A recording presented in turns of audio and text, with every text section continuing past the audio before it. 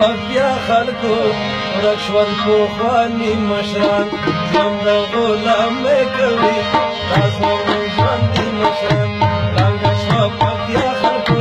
ورک شول پخواني مشران ژوند د غلامۍ کوي دا زموږ ژوندي مشران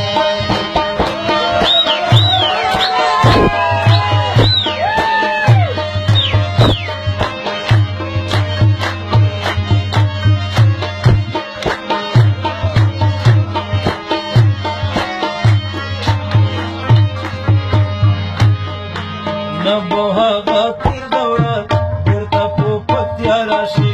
زه چې خپل تاریخ ګورم وورونو ژړا راشي نه ګردي ظلمات کې شته هغه پښتانه جذبه قوم د احمدزیو کې بلکل شوه سړه جذبه ورشتو ته خیلو ته پران ویجاړ کورونه دي نن د پکتیا هر کور کې سوي فریادونه دي لاندې شول د خاورونه هغه پخواني مشران ړنګه شوه بیا خلکو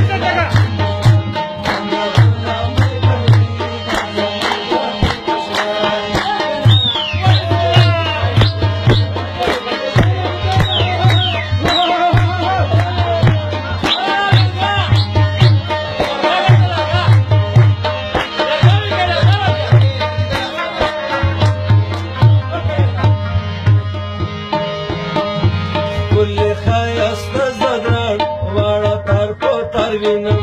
کونډې یتیمان ژاړي واړه خوار او زار وینم څه شول اسماعیل خیلونه ورشه مندوزیو ته زیر زبر کڼې ګوره رابشي ترې ځایو ته وګوره لکړ ګربز در په در قومونه دي اوس د خوشحالۍ ځای و اوس پکې غمونه دي بیرته به ژوندي نشي ښکلې صوباري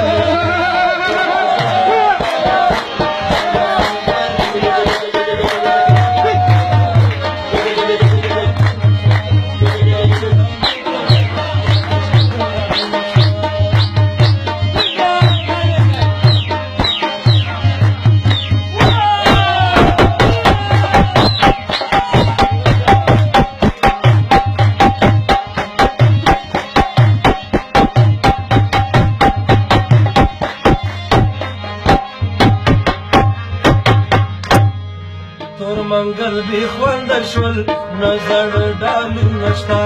نه پوشنه مرغه باندې هغه بیرغونه شته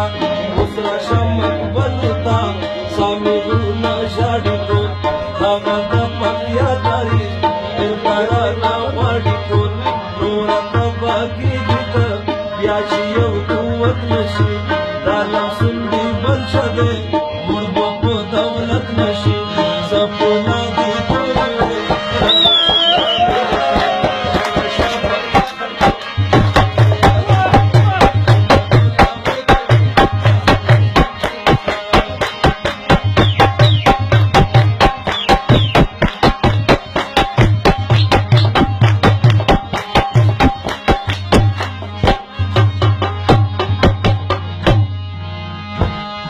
ختم شول خروټو کې اګر باګر ځوانان نشته په اندړو کې هغه زړه ور ځوانان مخته تاریخونو کې ولې دې ځازي ګاموه دا یو دې پکیا وزر څومره غیرتي